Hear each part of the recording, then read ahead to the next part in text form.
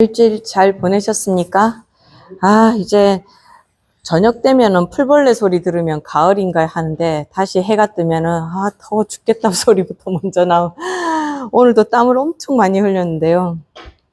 그런데도 불구하고 일 마치고 여기까지 오시는 여기 불자님들을 보면 제가 그렇게 불평하면 안 되겠죠? 오늘은 사실은 제가 하는 것보다 이 책에 의지해서 이야기를 많이 해야 되는데, 제가 이제 지난번에 제가 사홍서원을 조금 빨리 하고 얘기하면서 제가 빠뜨린 얘기가 있어가지고, 제가 그냥 이야기를 조금 하고 넘어가겠습니다. 맨 처음에 사홍서원이 중생을 다 건지고, 번뇌 다 끊고, 중생구제, 번뇌단, 그 다음에 법문 다 배운 거죠. 법문을 배우고 나머지가 이제 불도를 다 이루는 거잖아요. 불도 이룸. 근데 지난번에 왜 이 사홍서원인데 우리를 보면 아직 우리는 중생 구제할 때가 아닌데 왜 중생 구제부터 이야기하는가에 대해서 우리 설명했었잖아요. 그러니까 이거는 우리 입장에서 아직까지 뭐라고 할까요? 배우고 있는 불자 입장으로 본다 하면은 이 중생구제는 사실은 우리 보통 절에 올 때 왜 옵니까? 여러분들 여기 불교대학 신청할 때 뭐 그냥 불교를 좀 알고 싶다 이런 생각 이전에 보면 내가 불교를 좀 알면 내가 좀 이렇게 마음이 좀 편안해지지 않을까? 그러니까 여러분들은 약간 뭐랄까 번뇌라는 게 있기 때문에 그죠? 이게 괴로움으로까지 이어지잖아요. 그러다 보니 절에 가면 좀 괜찮아질까 하고 절에 오신 거잖아요. 그거 자체가 나를 구하는 것 자체가 중생 중에서 나라는 중생을 먼저 구제하는 게 먼저인 거예요. 그러니까 그 다음부터 이제 번뇌를 끊어가는 건 뭐예요? 배울 때마다 아이고 그만할까, 못 알아듣겠다. 또 때로는 이런 분들도 많아요. 이게 목사님들도 그런 소리 잘 들으실 것 같은데요. 야, 목사가 돼서 어떻게 그런 짓을 하냐 이런 것처럼 스님들도 어떻게 스님이 돼서 그렇게 하냐 뭐 이런 생각이 들어서 불자님들 아이고 스님 저렇게 하는데 나 불교 안 믿을란다. 실제로 그 종교인에 대해서 실망해서 자기의 종교를 바꾸는 사람들이 있어요. 그렇게 이야기할 때는 우리가 흔히 하는 말로 초가심 자경문에 나오는 것처럼 횃불을 든 사람이 악인이라고 그래서 깜깜한 밤에 악인이 든 횃불이니까 내가 그 횃불 따라 안 가고 난 이 어둠 속에 남을 거야 하면 그게 바보잖아요. 그러니까 사실은 신앙인으로서는 종교인을 믿어야 되는 게 아니고 누구를 믿어야 돼요? 사실은 부처님을 믿고 부처님이 안 믿어진다면 그것보다 못한 것이 저는 불법을 믿는 거, 부처님 가르침을 믿는 거라 생각하거든요. 그러니까 이 나라는 중생을 먼저 구제하고 나서는 내가 이 법문을 배우겠다고 하려고 하면 이 번뇌를 엄청 많이 끊어요. 스님은 왜 저러냐, 불교는 왜 저러냐, 막 불교도 선거할 때 보니까 우리랑 똑같네 이런 소리 하면서 있잖아요. 그게 다 불교랑 멀어지게 만드는 번뇌가 되거든요. 그리고 오늘은 아프니까 집에 일이 있으니까 이렇게 하게 되면 우리가 점점 공부가 멀어지잖아요. 근데 그걸 다 끊고 오는 거예요. 그러니까 우리는 뭐 할 수 있으니까 법문 배울 수 있죠. 그럼 우리가 마지막에 불도를 이룬다는 거죠. 그런데 불교에서 중요한 건 뭐냐면 불자들만 이 사홍서원을 하는 것이 아니고 누가 또 사홍서원을 하냐 하면은 불보살들 또한 이 사홍서원을 한다는 거예요. 부처님은 물론 번뇌단, 법문학, 불도성은 할 필요 없겠죠. 이거 다 이루셨으니까. 하지만 보살님인 경우에는 아직까지 더 나아가야 되잖아요. 우리보다 훨씬 나은 존재임에도 불구하고 항상 중생을 구제하겠습니다. 나의 번뇌도 끊겠습니다. 법문도 배우겠습니다. 부처님을 공경하면서 불도도 이루겠습니다. 라고 보살님도 불보살님도 모두 중생 구제하겠다는 서원을 항상 세우고 있다는 거예요. 그러니까 사실은 우리가 내가 중생을 구제하겠다는 생각을 일으키는 것 같지만 그 이전에 누구의 구제가 있는 거예요. 불보살님이 우리를 구해주는 거예요. 제가 그냥 웃기는 말로 이런 말 합니다. 저는 원래는 이제 정토 행자가 아니었어요. 정토 신자가 아니고 저도 뭐 살불살조하는 뭐 나도 부처 되겠다. 뭐 이 중생부재 필요 없고 번뇌 끊고 법문 배워서 불도 확 이루겠다. 막 이런 생각이 있었거든요. 근데 어느 날 도반이 만나재요. 그럼 저는 누가 만나자고 하면 뭐부터 생각했어요? 오늘 뭐 맛있는 거 사주려고 그러나? 나한테 뭐 선물을 갖다 주려나? 이런 거 기대하면서 나가지. 내가 그 스님한테, 아, 이 스님에게 가서 내가 배신을 당할 거야. 뭐 이런 식으로 생각하고 가지 않잖아요. 그냥 내가 막 기대하는 걸 가지고 갔는데 그 스님이 느닷없이, 아, 나 이제부터는 나무아미탑을 연불을 하려고 그래. 이렇게 말해요. 그러면 그 연불이라는 소리를 듣는데 내가 계획했습니까? 계획 안 했잖아요. 여러분들이 처음에, 아, 내가 불교를 한번 배워볼까 하는데 불교 배우는 방법이 얼마나 많아요. 대학을 가는 방법도 있고 영평사에 오는 방법도 있고 요즘 유튜브도 많으니까 유튜브 보는 방법도 있고 어떤 분들은 다 그런 거 싫으니까 제가 선택할 만한 걸로 책을 읽는 방법도 있고 여러 방법이 있잖아요. 근데 우연히 영평사를 왔다던가 아니면 우연히 누구 말을 들었다던가 그 우연이라는 게 어떻게 일어나냐고 그 우연이. 저는 요즘 보니까 그게 우연이 아니고 불보살님들의 서원이구나 이런 생각이 들더라고요. 그래서 불보살님들이 중생을 구제하겠다고 하니까 내가 누구를 만났는데 내가 그 사람한테 기대했던 건 그것이 아니었는데 불교대학 가볼래? 라는 말을 들었다던가 난 영평사에 오면서 그냥 법당에 절이나 하고 가지 라고 생각했는데 갑자기 이렇게 플래카드 현수막 걸려 있는 걸 보고 그럼 나도 그게 내가 계획 안 했잖아요. 내가 한 거라고는 뭐밖에 없어. 아, 내 너무 괴로운데 불교를 좀 배우려면 좀 나을래나? 요 정도 생각만 했는데 여기에 오게 한 것은 내 힘이 아닐 수도 있다라는, 내 힘일 수도 있는데 내 힘이 아닐 수도 있다라는 거죠. 그러니까 이 사홍서원은 있잖아요. 중생만의 서원이 아니에요. 불보살님도 함께 하시는 서원이다. 그래서 저는 불교가 이래서 좋습니다. 불도를 이룬 다음에 이걸 끝나는 게 아니에요. 다시 부처님은 중생을 구제하겠습니다 하는 거예요. 불보살님도 자신이 법문을 배워서 어느 정도 됐음에도 불구하고 앞으로 더 불도를 닦겠지만 다시 어떻게 합니까? 중생을 구제하겠습니다 하는 거예요. 그러니까 이 사홍서원은 우리가 할 때 내가 한다라고 생각을 하고 하시겠지만 사실 여러분 그걸 생각해야 되는 거예요. 아, 나뿐만이 아니고 나를 보호해주시는 모든 불보살님께서 이 서원을 함께 하고 계시는구나. 그래서 이 서원을 함께 하시기 때문에 내가 구제될 수 있는 거구나. 이렇게 생각을 하셔야 된다는 거예요. 이 설명을 들은 이유가 오늘 배울 부분에 불보살님들은 어떤 분인가 하는 그런 부분이 있어서 한번 이제 또 못 들으시거나 아니면 이제 불보살님의 서원이다라는 거는 제가 설명을 안 드리고 약간 사홍서원까지 빨리 마치고 할게요 하다 보니까 다다다닥 말하고 끝낸 부분이 있어서 제가 보충 설명을 좀 드렸습니다. 자, 오늘은 200쪽부터 시작할 거예요. 그러니까, 근데 제가 참 여러분들한테 어제 지난 시간에 그런 말을 드리기는 했습니다. 제가 제가 오늘 막 하는 말들이 뒤에서 다시 한번 반복될지라도 약간 요걸 기본으로 알고 가시면 좋을 것 같아요. 저는 평소에 이렇게 말씀드릴 때는 항상 그런 말 많이 하거든요. 아, 소원성취 기도는 하지 마세요. 괜히 소원성취가 됐다가 나중에 그 대가를 치르게 되면 얼마나 나쁩니까? 이런 말을 많이 했었고, 여러분들도 그 말 많이 들었을 거예요. 그죠? 예를 들어서, 뭐, 봄에 조선대 애가,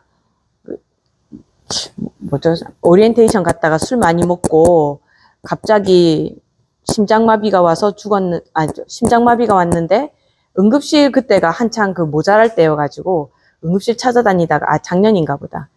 죽은 적이 있어요. 근데 만약 그 사람이 우리가 결과론적으로 봤을 때, 조선대를 가서 애가 죽었다. 이렇게 된다고 그러면, 조선대를 안 갔으면 안 죽었을 거 아닙니까? 근데 대학에 원서를 쓰면서 아, 나 여기 떨어졌으면 좋겠다라고 하는 사람이 없잖아요. 다 소원은 나 대학 붙으면 좋겠다라고 했는데 그 대학 붙은 내 소원의 성취가 뭘로 온 겁니까? 단명으로 왔잖아요. 그러면 이 소원을 성취해야 됩니까? 안 해야 됩니까? 원래는 안 하는 게 더 나았을 수도 있죠. 제가 그런 것 때문에 사실은 소원 성취 기도하지 마세요. 이렇게 생각했거든요. 근데 최근에 생각해 보니까, 최근에 이게 어르신 때문에 갑자기 제가 딱 생각이 난 건데요. 어르신 지난번에 저한테 질문하실 때 왜 불교에서는 그 욕심을 버리라고 하면서 와서 기도하라고 하느냐고 그 말씀 물으신 적 있잖아요. 그러니까 제가 그때 대답을 그거라도 해야지 사람이 불법을 믿지 않겠습니까? 라고 제가 대답은 그렇게 했어요. 근데 그러면 그 사람들한테 소원성취 기도를 하지 마세요 라고 말한다면 제가 언어 도단 아닙니까? 모순이잖아요. 그러니까 이거는 아니구나라고 생각하면서 제가 뭘 생각하게 됐냐면 제가 지난 시간에 우리 불교가 불법은 남아있는데 우리가 불이 사라졌다 그 말씀 드린 적 있죠. 우리가 부처님이 어떤 분인가, 부처님 돌아가셨으니까 부처님 없고 불법만 남았다. 석가모니 부처님 돌아가셨고 이미 지금 안 계시고 그러면 석가모니 부처님의 불법만 남았으니까 우리는 불법을 열심히 배워야지 라고 생각을 해서 그런지 몰라도 우리는 지금 불교가 부처님을 버려버렸어요. 제가 보기에는. 부처님, 그러니까 선불교에서는 뭐라고 말합니까? 특히 우리나라 80년대 선불교 너무 발달되면서 살불살조해라. 부처님을 만나면 부처를 죽이고 조사를 만나면 조사를 죽이라. 네가 깨달아야지 부처님한테 가서 절하고 이런 거 소용없다. 막 그런 얘기 많이 나오고 했었잖아요. 그러다 보니까 부처님이 이게 경쟁 상대가 돼가지고 죽일 놈이 돼버리는 거예요. 근데 다시 한번 생각해보면 만나야 죽이죠. 만나야. 만나지도 않고 어떻게 죽이란 말입니까? 그렇지 않습니까? 근데 우리는 만나야 되는 것에는 초점을 두지 않고 죽이라고 그러니까 죽이는 데만 우리가 신경을 써가지고 부처님을 버려버린 거예요. 제가 소원성취 기도 얘기하면서 갑자기 부처님을 버려버렸다 이 말을 하는 게 뭐냐면 아까 우리 사홍서원 할 때 뭐라 했습니까? 사실은 제가 중이 된다던가 제가 불법을 공부한다던가 이런 것이 다 제가 계획한 게 아니에요. 저 출가 별로 안 하고 싶었거든요. 그런데 어떤 인연이 돼서 출가를 하게 됐어요. 그러면 저는 출가를 안 하고 싶었지만 예를 들어서 제가 너무 좋은 사람이다 보니까 불보살님께서 저를 구하려고 하니까 네가 출가를 해 좋을 것 같다라고 저한테 계시를 주셨는지 모르죠. 어느 날 갑자기 출가를 하게 됐으니까요. 그러니까 제가 생각하기에는 제가 살아왔던 궤적을 보면 저는 출가를 하기가 어려운 사람이에요. 그런데 무엇 때문인지 출가를 하게 됐어요. 그러니까 이렇게 생각을 해보면은 내가 하는 것 같지만 내가 안 하는 부분이 많은 거예요. 여러분들도 살다 보면은 나는 꼭 내가 이런 말 많이 하잖아. 내가 장사를 하려던 건 아니었거든. 또 내가 회사 들어가려고 했던 건 아니었거든. 내가 공무원 되려고 했던 건 아니었거든. 막 이런 말 하지 않습니까? 그런데 우리는 뭐가 돼서 살고 있어요. 근데 그것이 어떤 경우에 나한테 맞기도 하고 안 맞기도 하지만 그냥 그렇게 살아간다라는 말이죠. 그러니까 이게 제가 생각해 본 거는 내가 너무 부처님을 믿지 않은 건 아닌가. 내가 소원성취 기도를 해도 상관없겠다. 어차피 내 마음대로 안 되는 거니까. 안 그렇습니까? 내가 오직 부처님을 믿고 그래 부처님께서 이렇게 생각하는 거예요. 부처님께서 나를 버리실 리가 없잖아. 제가 보살님들한테 불자님들한테 항상 하는 말 있잖아요. 만약에 똑같은 조건에서 기도를 했는데 한쪽은 기도 성취가 되고 한쪽은 기도 성취가 되지 않았어요. 그러면 이 사람이 미워서 기도 성취가 안 됐을까요? 아니라고 했잖아요. 그러면 제가 열심히 소원 성취 기도를 한다고 하더라도 그 뒤에 내가 이 소원을 꼭 성취해야 되겠다는 마음보다는 부처님께서 나를 버리실 리가 없다. 나를 불행하게 만드실 리가 없다. 라고 하는 부처님에 대한 믿음이 있으면 이거는 내가 소원이 성취돼도 부처님 덕분이고 성취되지 않으면 그것도 부처님 덕분인 거예요. 소원이 성취되지 않아서 내가 죽을 것을 면한다던가 내가 사기당할 것을 면한다던가 그런 일들이 생기는 거죠. 이게 전에 저한테 어떤 분이 이런 질문을 했어요. 스님, 제가 돈 많은 사람한테 나이가 좀 많아도 돈 많은 사람한테 가야 될까요? 그냥 시집 가는 거 생각 안 하고 그냥 인연에 맞춰서 가야 될까요? 이렇게 물어보더라고요. 제가 그걸 정해줄 수는 없잖아요. 근데 제가 대답은 이렇게 했어요. 만약에 돈이 목적이어서 만약에 결혼을 한다고 한다면 결혼을 하고 돈이 사라질 수도 있다. 그러니까 결혼을 자연스럽게 어떤 이 사람과 결혼해야 되겠다 이런 생각이 아니고 내가 지금 직업이 너무 직장 다니기 싫어. 근데 이 사람 부자야. 그러니까 약간 결혼하면 내가 편해지겠지? 그런 생각으로 한다고 한다면 그 사람이 어떤 사람인가를 먼저 봐야지 그 목적으로 결혼은 안 하는 게 좋겠다. 제가 이렇게 말했거든요. 근데 이것도 결과론적이긴 한데 그분이 실제로 그분과 결혼을 하지 않았어요.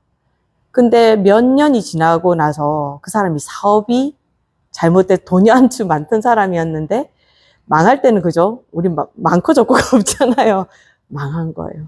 그러니까 나중에 저한테 스님 그때 말씀해 주신 게 너무 도움이 됐다면서 나중에 저는 그 사람이 인연이 끊어졌는데 제 전화번호가 안 바뀌고 있다 보니까 저한테 문자 한번 누군지를 모르겠는 거예요.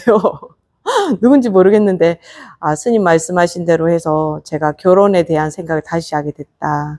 그렇게 말하는 거예요. 그러니까 만약에 그분은 자기 소원이 성취돼서 그분과 돈이 많은 분과 결혼하는 게 목적이었는데 나중에 망하면 내가 왜 이 사람이랑 결혼했지라는 생각을 하게 될 거 아니에요. 그죠? 근데 부처님께서는 모든 것을 다 알고 있고 이 사람이 불행해지지 않기를 누구보다도 바라시는 분이잖아요. 그러니까 내가 그렇게 생각하니까 제가 이런 생각이 들어요. 아, 마음껏 소원 성취 기도해도 되겠구나. 단서가 붙죠. 내가 부처님을 철저하게 믿어야 되는 거예요. 근데 우스운 게 있잖아요. 우리가 부처님을 믿는다. 부처님에 대한 믿음 이렇게 말하면은 이게 굉장히 뭐라고 할까요? 뭐 초자연적이고 그 불교에서는 있을 수 없는 일처럼 보이잖아요. 그런데 이게 우리가 정정취라고 조금 어려운 말이긴 한데 정정취라고 하는 그 수행 계위가 있어요. 정정취가 되기만 하면은 무조건 바로 성불입니다. 저 같은 경우에는 어때요? 아직까지 정정취가 되지 않았기 때문에 이렇게 하다가 갑자기 나 시집 가고 싶은데 그럼 시집 가버린다거나 하는 것처럼 내가 수행하기 싫어 나 타락할래 뭐 이렇게 해서 깨달음이 안 이룰 수도 있잖아요. 근데 정정취가 되면 무슨 짓을 해도 깨달음이 얻는답니다. 근데 이 정정취가 되는 조건이 뭐냐면 의심을 끊는 거예요. 의심을 끊는다는 건 뭐죠? 믿음을 확실하게 한다는 말 아닙니까? 그러니까 우리가 깨닫지 못하는 이유가 뭐냐면은 믿음이 없어서 그런 거예요. 그럼 뭐에 대한 믿음입니까? 부처님에 대한 믿음이거든요. 그러니까 그게 우리가 일반적으로 신도님들한테 뭐 초자연적인 존재, 신 같은 존재로 부처님 믿으세요. 이런 게 아니더라도 수행자로서 내가 깨달을 수 있다라고 해서 수행하는 사람도 부처님에 대한 믿음이 없으면 깨닫지를 못한다는 의미가 되는 거예요. 근데 그건 너무 당연한 거예요, 사실은.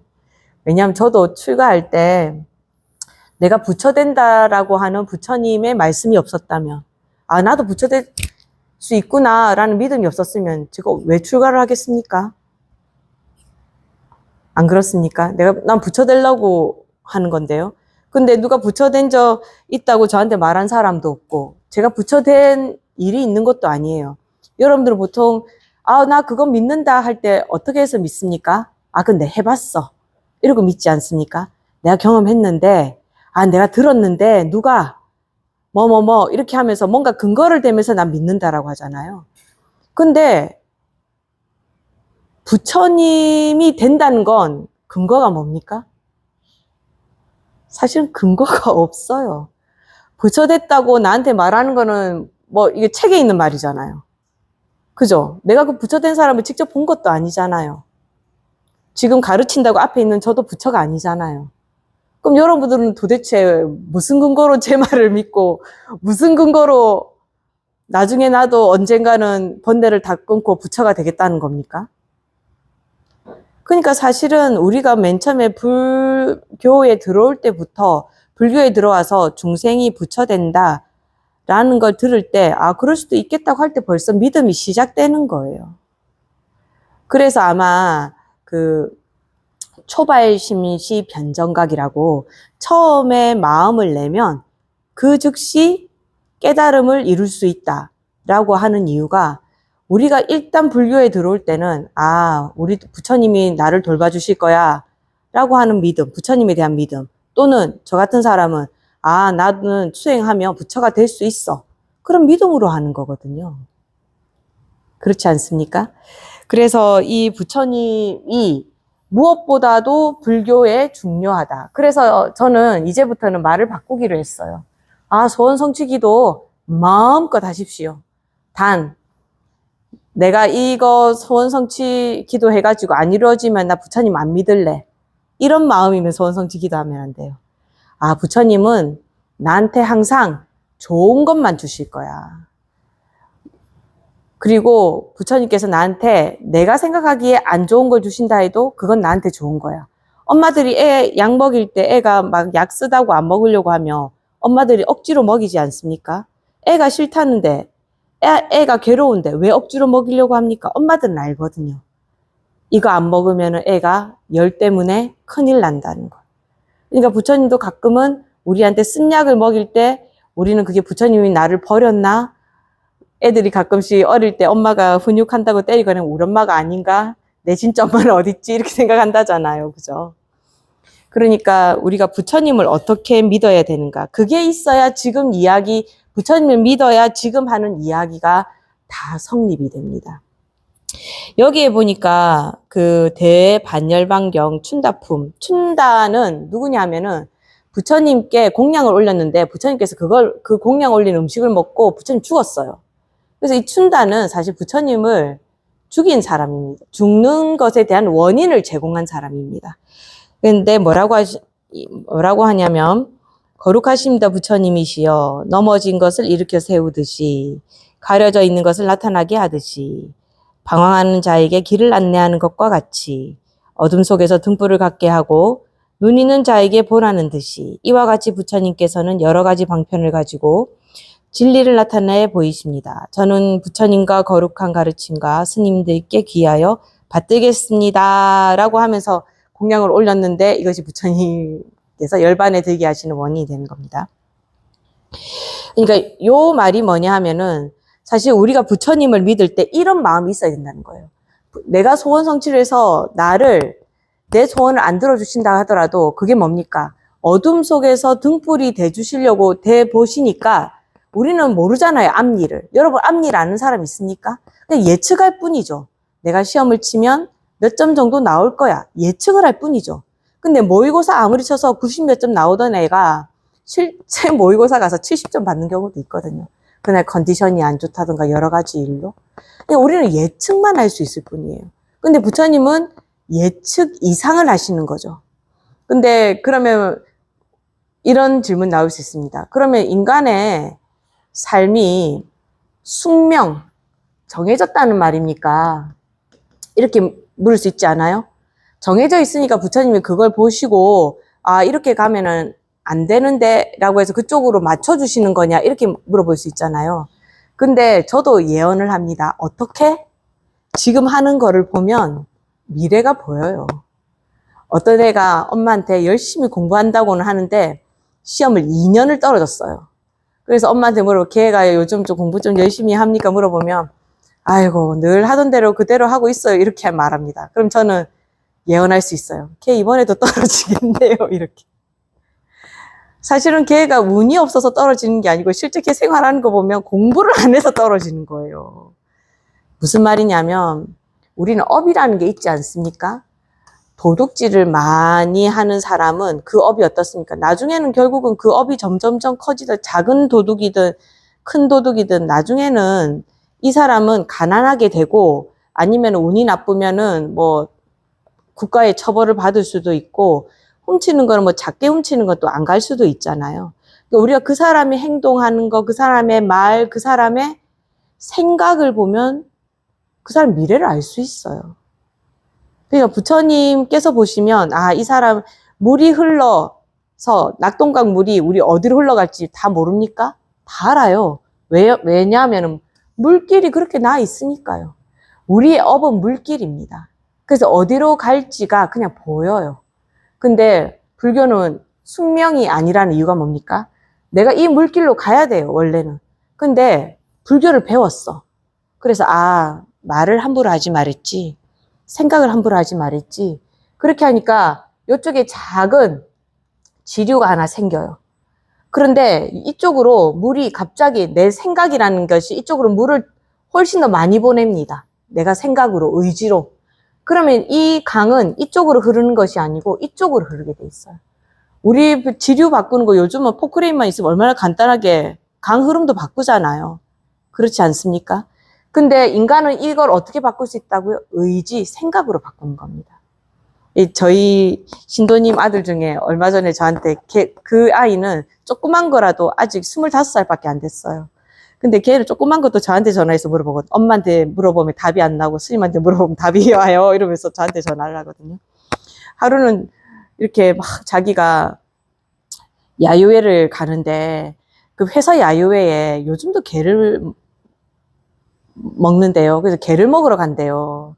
근데 이제 회사에 게를 안 먹는 사람들이 있으니까 자기는 이제 그래서 프사도 자기는 애완견이 있기 때문에 원래 그 집 개 안 키우거든요. 근데 개를 키우기 때문에 나 개를 못 먹는다 사장한테 이렇게 얘기하고 그 카카오톡 프사도 그 강아지 사진으로 바꿔놓고 엄청 노력을 하고는 저한테 전화해서 스님 저 얼마나 요즘 모기 말고는 저 안 죽여요. 아무것도 안 죽여요. 어제도 러닝 하다가 내가 잘못해서 개미를 밟아가지고 내가 얼마나 그것 때문에 얘야 내가 일부러 밟은 게 아니다. 러닝 하다가 내가 속도를 못 맞춰서 그렇다 하면서 내가 엄청 참여하고 그랬어요, 스님. 그런데 야유회 간데 안 갈 수도 없고 스님 기도 좀 해주세요. 막 이렇게 하면서 전화가 온 거예요. 근데 걔가 원래 그런 애가 아니었어요. 그냥 애들이 다 그렇지 않습니까? 바퀴벌레 죽이고 하고 이게 뭐가 큰 대수예요? 근데 이 아이가 자꾸 절에 와서 이야기를 듣고 이렇게 하다 보니까 살생이라는 게 나쁘구나. 목숨이라는 게 정말 소중하구나. 왜냐면 걔는 자살 시도를 엄청 많이 했거든요.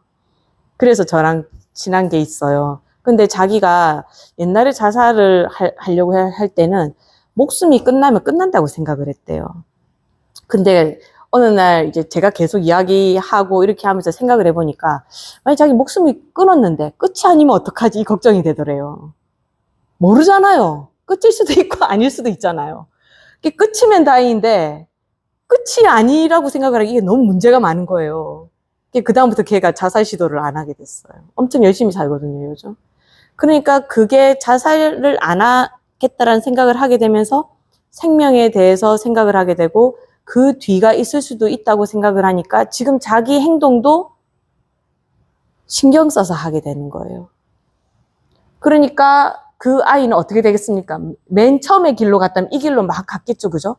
그럼 부처님께서 만약에 얘가 쟤는 계속 놔두면은 어떻게든 살생을 할 아이니까 어떻게든 그걸 막으려고 부처님은 도와주실 거란 말이에요. 근데 얘는 이쪽으로 갈 거지만 부처님이 여기서 막지 않았어도 얘는 스스로 이 길을 만들어서 이쪽으로 가는 거예요. 그럼 부처님은 그냥 흡족하게 보시겠죠. 잘하고 있구나. 그러니까 만약에 이 아이가 이렇게 바꾸지 않고 이렇게 막 가고 있어요. 살생하는 방법으로. 근데 부처님이 가서 이렇게 가면 얘가 큰일 나겠는데 하고 길을 딱 막아섭니다. 그럼 얘 뭐라고 하겠어? 아니 내가 갈 길 가려는데 이게 왜 자꾸 안 되는 거야? 이렇게 생각되는 거예요. 걔 불만이 그거였어요. 어느 날 전화 와서 저한테 그러더라고요. 스님, 저는 자꾸 죽으려고 하는데 죽으려고 할 때마다 왜 꿈에 외할아버지가 나와서 나를 자꾸 살리냐고, 나를 좀 죽게 내버려 두지 왜 살리냐고 이렇게 저한테 막 짜증을 내는 거예요. 그건 뭡니까? 죽으려고 생각하니까 죽지 않도록 도와주는 것도 짜증나는 거예요, 걔는. 그러니까 여러분의 소원 성취라든가 이런 것도 부처님을 믿게 되면 소원이 성취되지 않았을 때 내가 이 길로 갔다라면 위험했구나. 이런 생각을 할 수 있어야 된다는 거예요. 근데 내가 생각이 바뀌어서 길을 바꿀 수 있다면 부처님도 좋고 저도 좋은 거죠. 왜냐하면 억지로 바꾸려고 그러면 그 길이 너무 괴롭고 힘들거든요. 그래서 처음에 이 불법을 믿고 이 업에 대한 이야기를 듣고 행동을 할 때 사람들이 하는 말이 너무 어렵고 너무 힘들대요. 그런 말 되게 많이 해요. 그런데 어느 정도 가다 보니까 이게 요만큼 딱 바꿨을 뿐이, 처음에 가던 길을 이렇게 넓어요. 근데 길을 요만큼 바꿨을 뿐인데, 이게 점점 물이 많아지다 보니까, 나중에는 이쪽으로 갈 생각도 들지 않는데요. 물길이 완전 이쪽으로 바뀌어져 버리는 거죠. 그러니까 그게 뭐 하면 더 쉽다? 부처님을 믿고 가면 더 쉽다. 그러니까 이 절에서는 기본적으로 삼사를 얘기할 때 예불, 부처님께 예경하는 거죠. 그죠? 그리고 공양, 그리고 울력. 울력이라는 말 들어보셨습니까?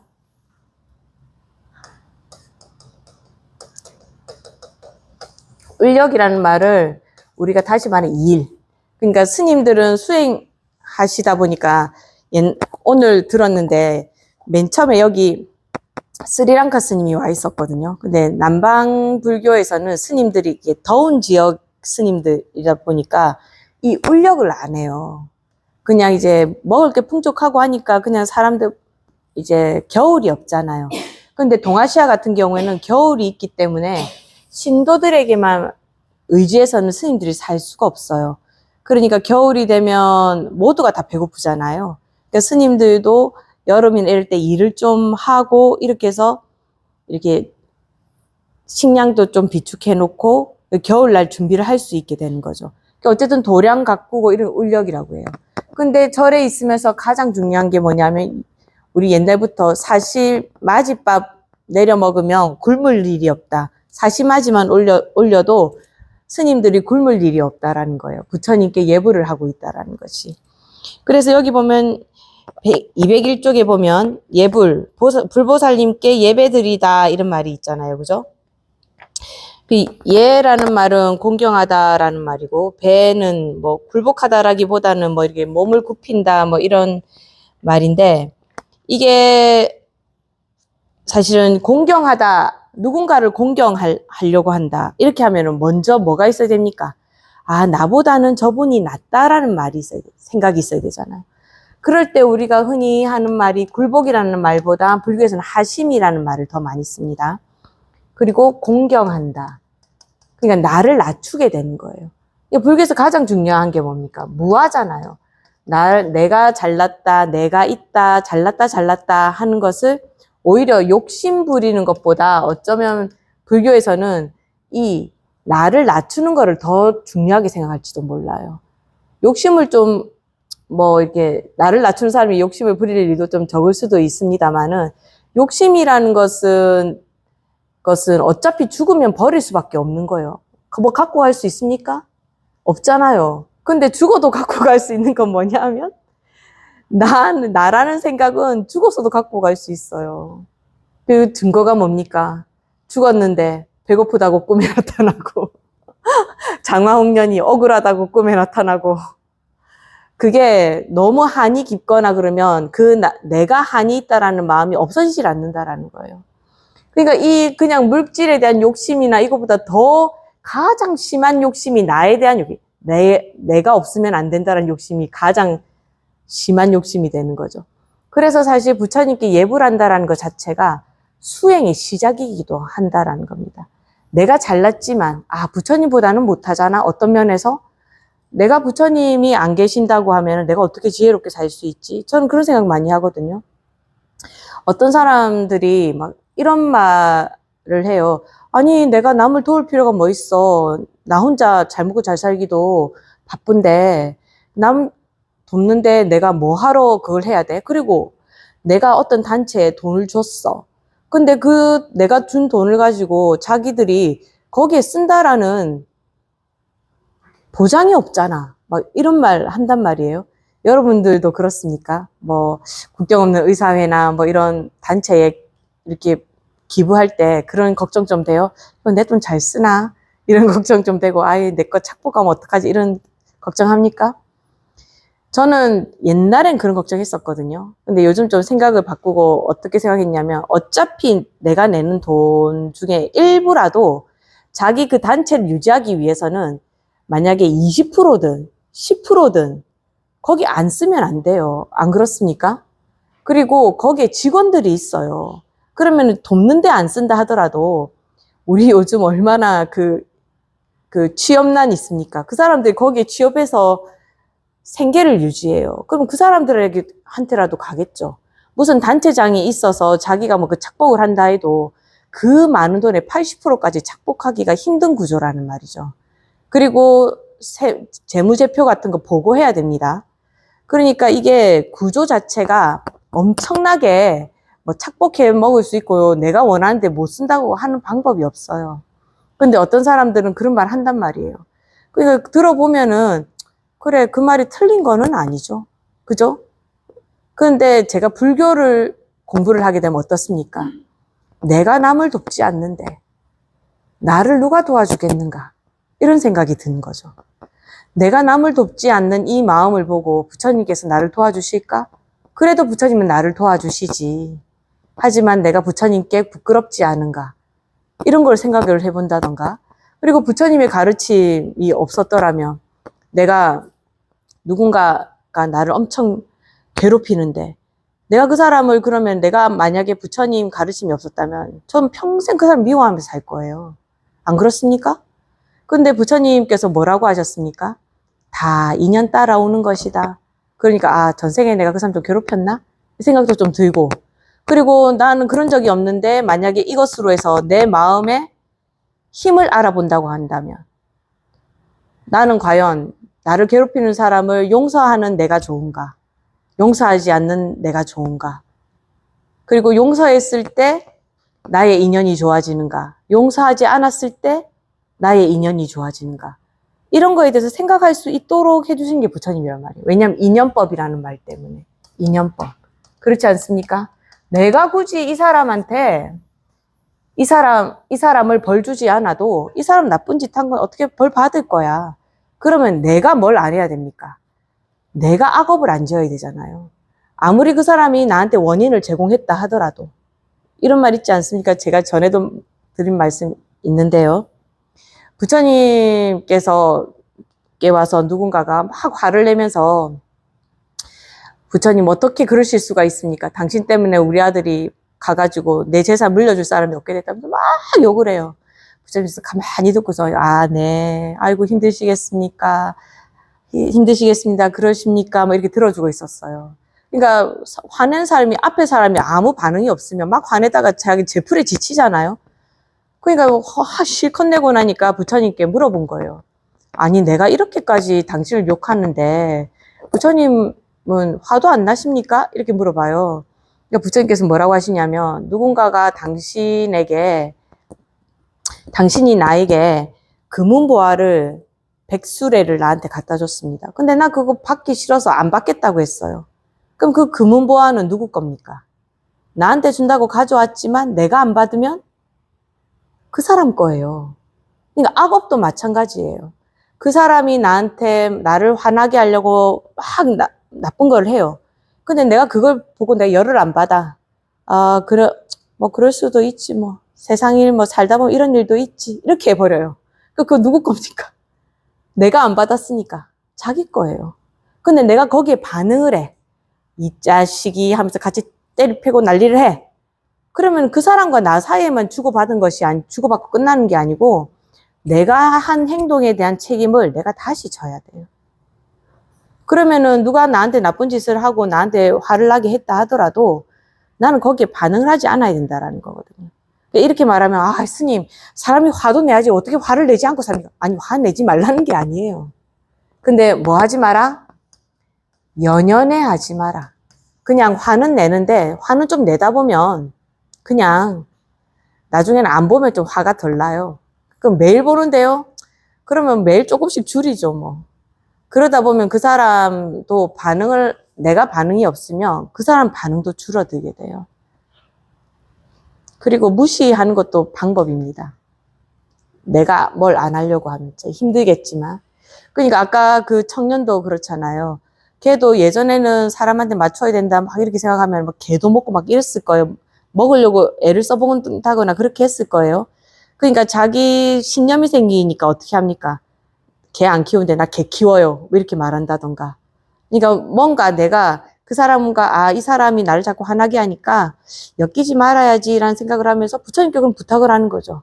부처님, 저는 더 이상 업을 짓고 싶지 않은데 어떻게 해야 됩니까? 이제 물어보는 거예요.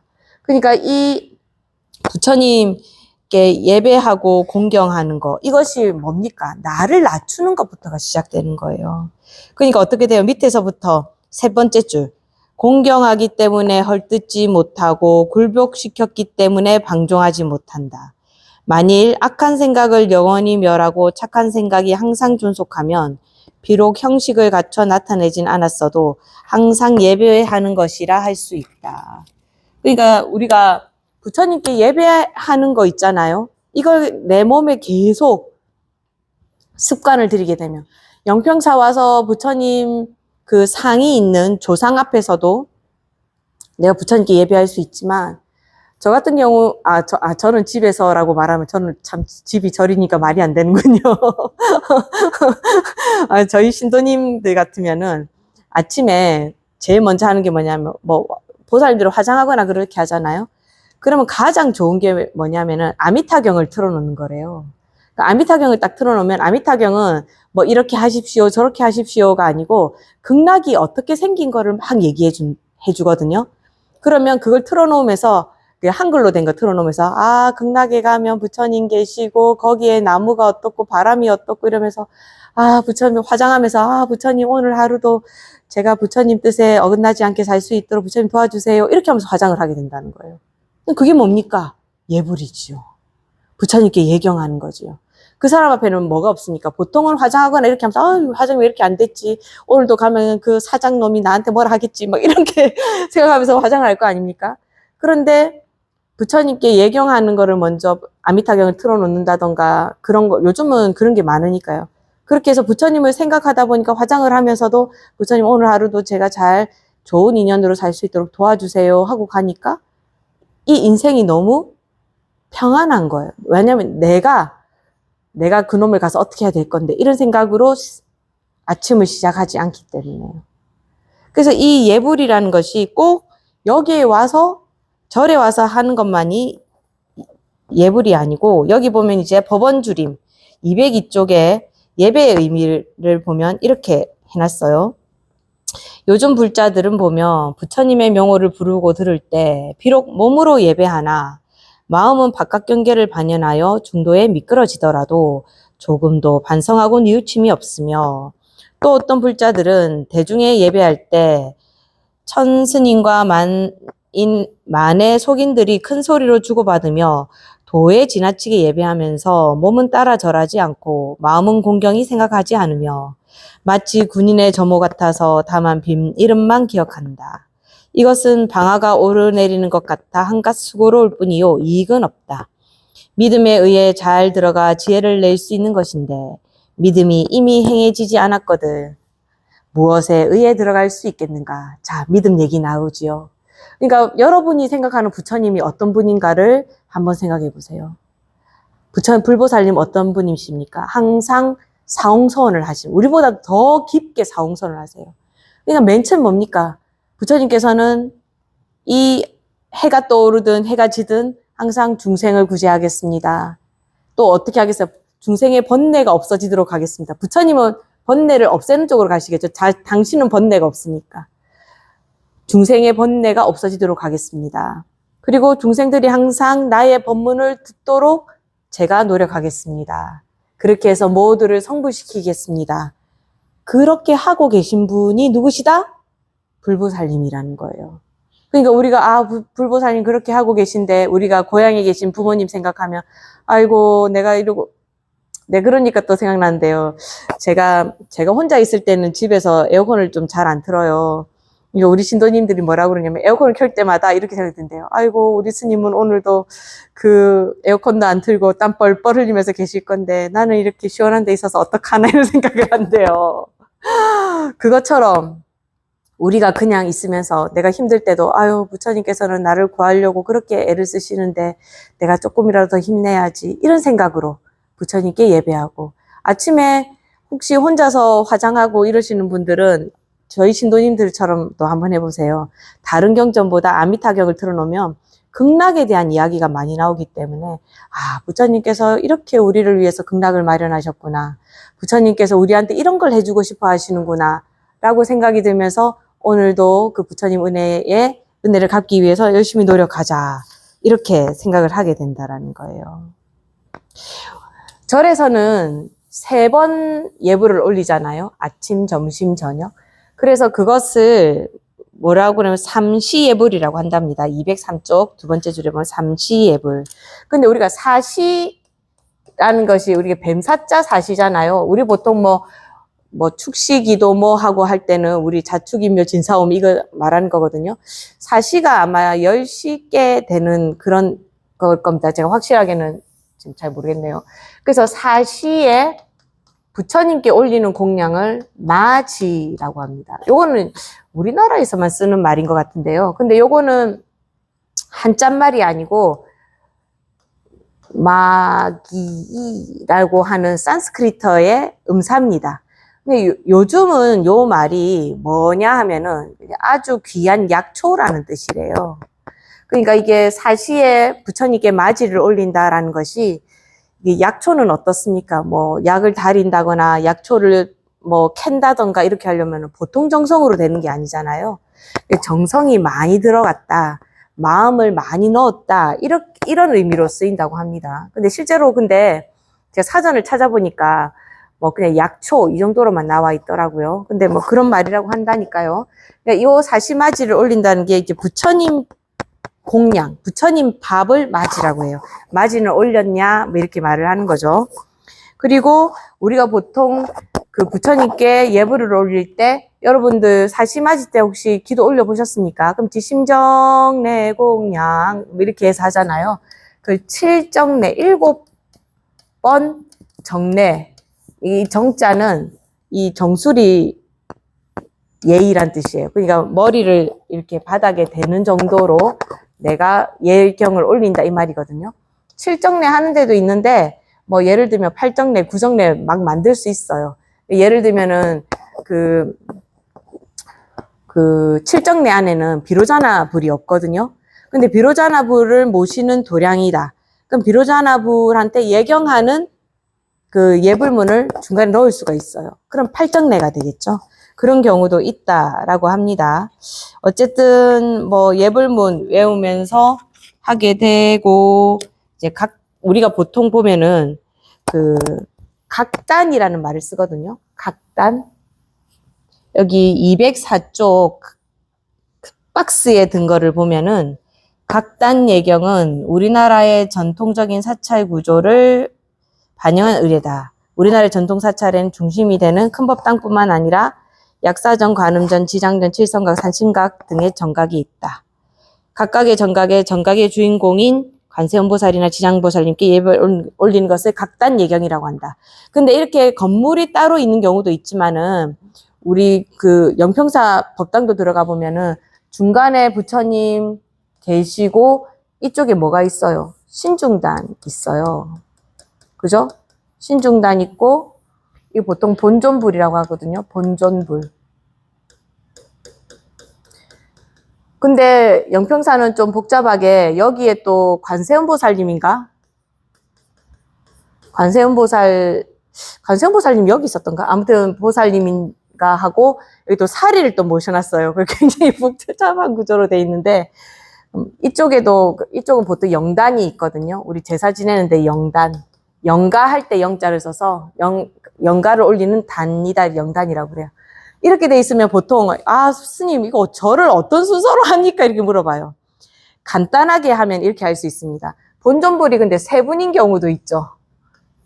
그죠? 여기도 3분이죠. 그죠? 그러면은 어떻게 절을 하냐면, 자, 법당 예절을 알려드릴게요. 이쪽은 어간이라고 합니다. 이 어자는 무슨 뜻이냐 하면은 우리 어명이요 할 때 그 어자예요. 그러니까 이게 높이는 거예요. 이 간자는 무슨 간자냐면 사이 간자인데 옛날에는 여기가 각 문이 전부 다 간입니다. 간. 그래서 우리 99칸 구중궁궐 하잖아요. 그게 99칸이 방이 99개라는 말이 아니고 그 건물에 칸이 여기 문이 있는 칸 있잖아요. 요게 한 칸이 되는 거거든요. 요게 99개가 된다는 말이에요. 근데 맨 중간에 있는 것을 어간이라고 합니다. 여기에는 어른 스님, 큰 스님들만 들어가요. 그러니까 일반 저희 같은 사람도 이쪽으로는 못 들어갑니다. 옆문으로 들어가요, 옆문으로. 그래서 신도님들을 다 옆문으로 들어가라는 이유가 그렇습니다. 여기 서서는 부처님을 보고 이렇게 절은 할 수 있거든요. 근데 여기를 넘어서 들어가면 안 돼요. 그런데 여기를 보살님이나 뭐 스님이나 어린 스님이 여기를 갈 때가 있어요. 뭐 할 때만? 마지를 들었을 때. 아까 마지가 뭐라 했습니까? 부처님 밥이라 했잖아요. 사시마지 올릴 때 부처님 공량을 들고 가는 사람이 옆으로 들어가면 이 마지 우리 군견하고 사람 있으면 군견이 더 높아서 사람은 우산 못 쓰는데 군견은 우산 써야 되고 이런 경우가 있다고 그래요. 그러니까 사람보다 이 마지가 더 부처님 거기 때문에 더 높은 거예요. 그래서 부처님 거기 때문에 마지 올리는 사람은 어간으로 들어갈 수 있습니다. 그 외에는 마지를 안 들었으면 모두 옆문으로 들어가야 돼요. 그래서 옆문으로 들어가면서 우리 불교에서는 오른쪽이 깨끗한 거고 왼쪽이 더럽다기보다는 오른쪽보다는 덜하다. 그건 옛날 힌두 문화에서 오른손은 밥 먹고 왼손은 뒤처리하는 그런 문화가 있다 보니까 그걸 갖고 와서 그렇거든요. 그래서 법당 들어갈 때 항상 오른발을 먼저 그런 예의도 있습니다. 오른발을 먼저 들어가면서 부처님 향해서 반배하고 들어가야 되는 거예요. 그러고 나서 옆으로 이렇게 중앙이 완전 중앙은 아니고 한 요쯤에 서면은 제일 먼저 어디를 보고 절을 해야 되냐면 본존부를 보고 절을 해요. 그럼 요 가운데 부처님께 절하게 되는 겁니다. 근데 내가 아유 스님 저 무릎이 아파가지고요 여기 한 군데밖에 못 하겠습니다. 그러면 먼저 여기가 1번 그런 다음에는 신중단 합니다. 근데 영평사 같은 경우에는 관세음보살님이 있잖아요. 그러면 신중단 전에 관세음보살을 먼저 합니다. 그런 다음에 신중단을 하고 영단은 그 불자님들은 해도 그만 안 해도 그만이긴 한데 혹시 내 조상이 올려져 있으면 맨 마지막에 영단을 하게 되는 겁니다. 그러면은 본존부 나는 힘이 펄펄해서요. 오른쪽 왼쪽이 다 할 수 있어요. 그러면은 본존불이 어떻게 앉아 계십니까? 이렇게 앉아 계시잖아요. 그러면은 나한테는 아니 부처님 입장에서는 오른쪽인데 내가 보면 어디예요? 왼쪽이잖아요. 그럼 부처님 오른쪽 있는 분한테 먼저 절을 하는 거예요. 그래서 절을 할 때 본존불한테 먼저 절하고 그 다음에 부처님 봐서 오른쪽 우리가 봐서는 왼쪽을 먼저 절하는 거예요. 그런 다음에 여기가 3번. 그리고 여기는 보통 본존불에는 보살을 모시는 게 아니고 보통 부처님 모시기 때문에 이렇게 하고 나서 불께 하고 나서 보살께 절하는 거예요. 그리고 신중단은 왜 맨 마지막에 하느냐면 아직까지 보살보다는 계위가 낮고 이 신중이라는 것은 우리보다는 높은 존재지만은 아직 공부로 보면은 보살과 부처님께 아직 구제를 받아야 돼요. 그래서 신중단은 무슨 역할을 하냐면은 호위무사예요. 호위무사. 그래서 호위무사께는 맨 마지막에 한다. 경원이죠. 그죠? 근데 여러분들 그거 아십니까? 여러분들이 부처님을 진심으로 믿고 따르고 진정한 불자면 여러분한테도 신중님이 있어요. 그래서 여러분들 길 가거나 이렇게 할 때 안 넘어지도록 도와주고 나쁜 사람 안 만나도록 도와주고 그러니까 여러분들 신중님 있다라는 거 알고 밤길 갈 때 그러니까 막 이렇게 막 안 다녀도 돼요. 신중님 지켜주시니까요. 근데 이 도량 안에 들어오면 신중님 더 많으시겠죠. 근데 내가 공부를 열심히 하면 할수록 더 많은 신중님이 생깁니다. 의상대사와 원효대사의 이야기가 있거든요. 의상대사가 한 번은 자기가 높은 절벽에서 공부를 하는데 천녀가 12시만 되면 내려와서 공양을 줘요. 그러니까 너무 기분 좋은 거야. 그래서 그 공양 먹으면서 공양 받아 먹으면서 공부를 해요. 그래서 어느 날 저작거리에 나갔는데 원효가 있는 거예요. 원효한테 자랑을 한 거야. 야, 나 있잖아. 천녀가 나한테 와서 매일 공양 준다. 너도 한번 올라와. 얼마나 맛있는데. 이렇게 하면서 한번 올라오고 그래요. 그래서 날짜를 잡고 올라갔는데 아니 천녀가 안 내려오는 거예요. 그래서 아이씨 온다는데 언제 오는 거야. 배고파 죽겠네. 이러면서 원효가 확 내려가 버렸어요. 그러니까 내려가자마자, 저까지 내려가자마자 안 보일 때쯤 되니까 천녀가 딱 와가지고, 제가 늦었습니다 하면서 공약을 탁 주는 거예요. 의상이 막 화가 나가지고, 아니, 내 얼굴에 똥칠하는 해도 유분수지, 원효가 있을 때 와야 됐을 거 아니야? 하면서 막 뭐라 한 거예요. 천녀가 뭐라 하냐면, 아유, 원효 대사님 오셨을 때 제가 내려오려고 했는데요. 원효 대사님 따라다니는 신중님이 한 마을을 가득 채우니까 그 신장님이 무서워서 내가 내려오지 못했다고 하는 거예요. 그러니까 도가 높으면 신중님도 그만큼 많다라는 거예요. 그러니까 의상대사 그 말을 듣고, 그럼 뭐야, 뭐 무슨 말이에요? 자기 옆에는 지금 신중이 없다는 뜻이잖아. 있어도 천녀가 안 무서운 정도가 있다는 거잖아. 그래서 그다음부터 천공을 안 받아먹고 열심히 공부했다. 그런 이제 설화가 있어요. 그러니까 내가 깨끗하게, 청정하게 산다는 건 뭐예요? 아까 그 애처럼 내가 아무리 힘들고 그렇게 해도 나는 왜 착하게 사니까 착한 사람이 더 복을 못 받고 나쁘게 사는 사람이 더 잘 산다. 막 이런 생각하면서 나도 나쁜 짓을 할까? 뭐 이런 생각하는 사람들 유혹 오잖아요. 그죠? 안 올 수가 없잖아요. 그죠? 근데 그런 때에도 인연, 나한테 어떤 인연이 올 것인가? 그리고 부처님을 믿는다면, 내가 부처가 된다고 생각하면, 또 부처님께서 나를 위해서 어떤 일을 해주시는가를 생각을 한다고 하면, 중생구제를 위해서 애쓰시는 분이니까요. 그럼 나의 이 나쁜 일이 어떤 결과를 갖고 올까를 생각한다면, 우리는 그때도 부처님께 예경하면서 살 수 있어야 된다는 말입니다. 그래서 불보살님께 공양을 올린다는 이 의미는 뭐가 되느냐면, 우리 뭐 합니까? 좋은 사람이 있으면은 뭐 맛있는 거 갖다 주고 싶잖아요. 그렇지 않습니까? 그래서 괜히 누구 만나는데 뭐 맛있는 거라도 안 갖고 오면, 빈손으로 와서 미안한데 이런 생각 하잖아요. 그러니까 부처님께도 우리가 부처님 실체가 있어서 올리는 것이 아니고, 뭔가 부처님께서 헌공한다. 그러니까 부처님께 공양을 올리는 일. 그걸 이제 스님들께서 하신단 말이에요. 그러니까 스님들이 하실 수 있도록 여러분들이 쌀도 보시하고 또 불전도 놓고 이렇게 하는 거 아닙니까? 그러니까 스님들께서 이제 불공을 드리는 것은 이제 206쪽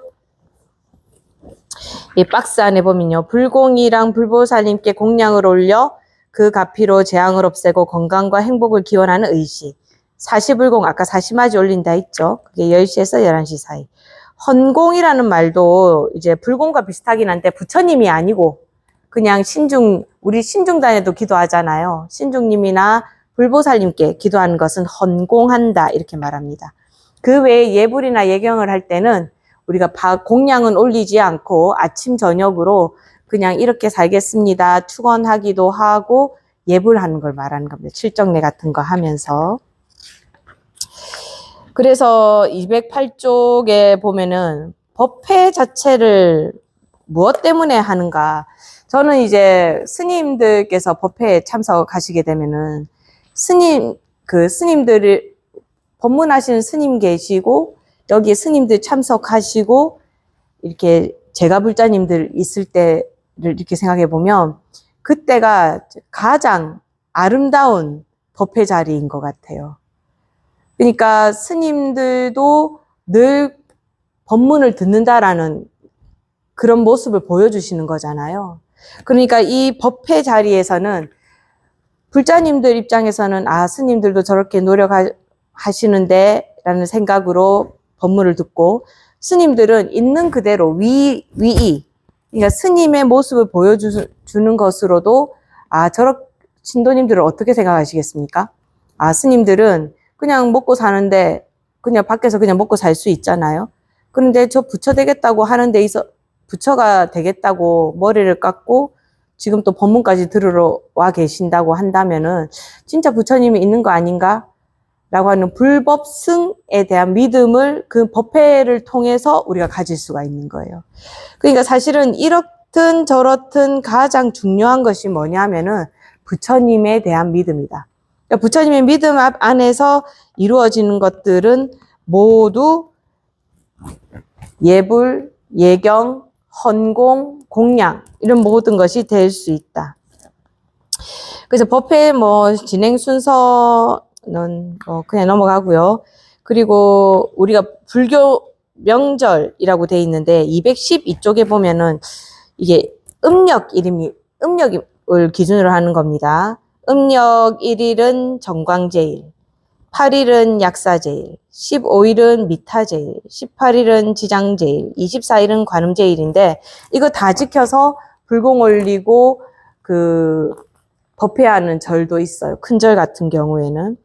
근데 이 것 중에서 이제 정광제일, 정광 212쪽 밑에서부터 셋째 줄인데요.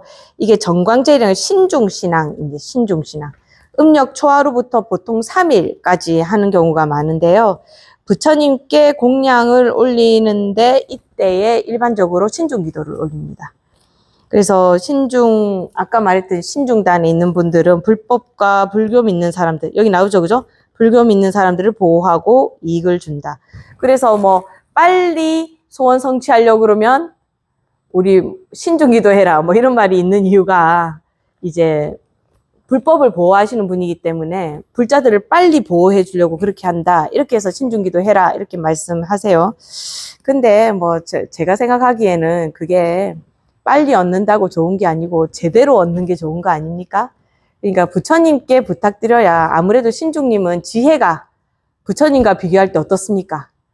빠른 성취가 있다고 그래도 그게 지혜가 부처님보다는 못한 지혜이기 때문에 어쩌면은 내가 이루지 않아야 될 것이 이루어졌을 때 그것이 나한테는 더 안 좋을 수도 있기 때문에 항상 저는 부처님께 기도하는 것이 가장 좋다고 생각합니다. 근데 어떤 때는 신중께 기도하는 게 좋겠다는 생각이 드냐면 아플 때 이게 빨리 나아야 될 때 있잖아요. 그럴 때는 또 급작스러운 병이거나 이렇게 하면 좋지 않을까라는 생각이 들긴 하는데 모르겠습니다. 아무튼 화엄경에 등장하는 신중들이 많아요. 그래서 우리가 화엄성중이라는 말을 하는 겁니다. 신장 기도할 때 우리 관세음보살 기도할 때는 관세음보살 이렇게 정근한데 정근이라는 말이 있어요. 이 정근이라는 말이 뭐냐면 명호를 부르면서 계속 목탁에 맞춰서 그 명호를 계속 부르는 거예요. 근데 신중 기도할 때는 우리 뭘 부르냐면 화엄성중 하거든요. 화엄경에 나오는 신장님들 전체를 말해서 화엄성중을 하는 겁니다. 이제 8일은 약사신앙인데 진짜 아프면 근데 약사 열애께 부탁하는 것이 가장 좋을 수도 있겠죠. 그죠? 약사 부처님 병 치료해 주시고 건강한 삶. 아미타 신앙 말할 필요도 없죠. 그죠? 돌아가신 분을 위해서도 아미타 불을 연불해야 되지만은 지금부터도 아미타 부처님 우리 보통 아직까지 내가 좋은 아파트 하고 싶으면 뭐 해요? 청약 넣지 않습니까? 그러니까 내가 죽어서 아미타불한테 가지만은 그 전부터 청약에 넣는 거예요. 그러니까 아미타 신앙 그리고 지장. 근데 제가 요거까지만 설명하고 마치겠습니다. 지장 기도는 우리가 왜 많이 하냐면 우리나라에서 지장 기도가 많이 이루어지는 이게 일본 영향이 있을 수도 있겠지만 우리나라에 전쟁이 많아서 그럴 거예요. 그러니까 우리가 전쟁에 나가서 잃어버린 형제 자매도 있고 시체가 수습되지 못하는 집도 있고 그렇지 않겠습니까? 그러니까 제사를 언제 지내야 될지도 모르고 그 사람들이 어떻게 죽었는지도 몰라요. 근데 이 지장보살은 자기 어머니가 이게 약간 목련보살이랑 비슷한데요. 어머니가 엄청나게 나쁜 사람이었어요. 그래가지고 개도 잡아먹고 사람들한테 욕도 하고 스님들 두드려 패고 이렇게 하다 보니까 어머니가 돌아가시고 나서 이렇게 부처님께 부탁해서 보니까 어머니 지옥에 있는 거예요. 그러니까 이 딸이 부처님께 이야기를 하는 거예요. 어머니를 구하러 가고 싶습니다. 그래서 그 이름이 그 딸의 이름이 광목이에요. 광목. 그 광목이 지장보살이 됐다고 합니다. 그래서 지장보살은 사람이 수행자처럼 됐다고 해서 뭘 보고 알 수 있느냐면 보통 불보살은 화관 같은 거 쓰고 계시잖아요. 그런데 지장보살님은 보면은 이렇게 삭발한 머리예요. 그래서 두건 같은 걸 쓰고 있어요. 그리고 석장을 쥐고 있는 이유는 뭐냐면 지옥문 앞에서 지옥문을 열기 위해서 쾅 이렇게 치는 겁니다. 그래서 지옥문이 열리면 오늘이 그날이잖아요. 우리 오늘 백중기도 회양일이거든요. 백중기도 회양일일 때는 지장보살님께서 지옥문을 열어서 스님들이 이 연불하는 이 공덕으로 그 지옥에 있는 중생들을 구해낸다라는 의미가 있는 날인 겁니다. 다음번에는 제가 이거 백중에 대한 설명을 할 때 조금 더 자세히 드릴게요. 그런데 이 지장은 지옥이 있어야지 의미가 있는 분이에요. 그러니까 우리가 지옥에 있는 사람을 구해야 된다 이런 의미가 있거든요. 근데 아미타 신앙에서는 지옥을 얘기하지 않습니다. 왜냐하면 아미타 부처님은 나를 부르는 그 모든 중생을 절대로 지옥에는 보내지 않겠다라고 해서 지옥을 이야기할 필요가 없어요. 그냥 지옥 필요 없어. 그냥 우리한테 다 와. 이렇게 되기 때문에. 악인도 갈 수 있는 데가 극락이거든요. 그래서 아미타 신앙에서 지옥을 이야기하지 않는 이유는 지옥이 우리한테 필요가 없어요. 다 극락으로 가기 때문에. 근데 지장기도를 하는 이유는 이미 지옥에 간 사람들은 구해야 되기 때문에 지장기도가 있는 겁니다. 그리고 그 다음에 관음신앙인데요. 관음은 아미타 부처님의 말하자면 비서예요. 그러니까 아미타 부처님 어디 계십니까? 극락에 계시잖아요. 근데 아미타 부처님 극락에 계시니까 이 사바세계에 있는 중생들을 극락에까지 데리러 오려고 하니까 비서가 필요한 거예요. 그 비서가 바로 관세음보살님입니다. 그런데 지장경을 보면 관세음보살님이 지장보살이 지옥에 중생이 너무 많아가지고 너무 바빠요. 그때 도우미로 또 관세음보살님이 가십니다. 그래서 관세음보살님이 여기 가서도 일하고 저기 가서도 일하고 모든 중생의 소원을 들어주시는 분이다 보니까 제일 바빠요. 근데 이 관세음보살님을 우리가 법당에 갔을 때 관세음보살님을 어떻게 알아보냐면 화관 안에 뭐 사람 같은 모양이 있어요. 이게 아미타 부처님입니다. 이 관세음보살님은 항상 아미타 부처님을 모시고 다녀요. 그래서 화관을 보고 그 중간에 아미타 부처님 계시면 무조건 이게 뭐 이렇게 하고 있든 뭐 이렇게 하고 있든 이렇게 하고 있든 다 관세음보살님입니다. 화관 속에 아미타 부처님이 계신가 없는가 그걸 보면 됩니다. 그리고 그다음 관세음보살 관제일이 맨 마지막이네요. 제가 오늘 교수님께서 다음 시간에 끝내시죠? 이랬기 때문에 제가 좀 천천히 한 겁니다. 아시겠죠? 예, 관음제의까지 했는데요. 우리 바쁘게 알아봤지만 이제 우리 불교에서는 이 사람이 아픈가? 이 사람이 부자가 아닌가? 이 사람이 누구한테 괴로움을 받고 있는가? 모든 사람한테 맞추려고 하다 보니까 너무 많은 불보살이 필요한 거예요. 그래서 아픈 사람한테는 약사열애불, 뭔가 소원은 많은데 소원 성취가 잘 되지 않는 사람은 관세음보살, 그리고 내가 항상 불안해서 나 어떻게 가다가 뭐 맞을까 어떨까 불안해하는 사람을 위해서는 신장기도, 그리고 내가 죽어서 어디로 가지 나 같은 사람이 아미타기도. 그러니까 불교는 모든 중생을 위해서 맞출 준비가 돼 있는 종교라는 겁니다. 그러니까 여러분들이 해야 할 일은 다른 것이 아니고 부처님을 믿는 것인데 한번 생각해 보십시오. 내가 불교를 믿는다고 하는데 부처님이 어떤 분이시길래 나는 불교를 믿을까? 불교를 공부하는 걸까? 그러면 여러분들은 왜 부처님을 믿어야 되는가? 답이 아마 나올 겁니다. 그런 부처님 없다면 만들어서라도 부처님 있었으면 좋을걸요? 저를 없다면 만들어서라도 부처님 믿을 겁니다. 아무튼 오늘 또 너무 긴 시간 수고하셨고요. 감사합니다. 카메라 꺼주세요.